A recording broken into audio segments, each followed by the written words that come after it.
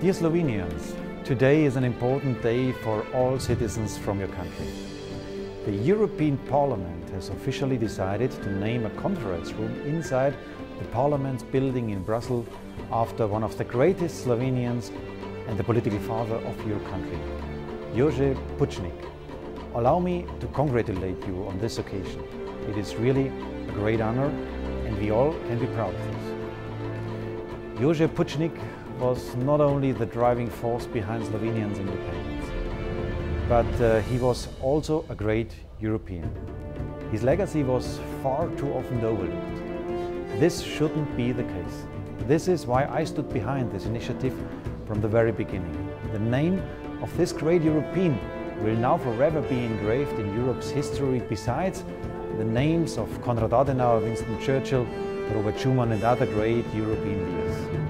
Congratulations also to Milan Zver and his delegation.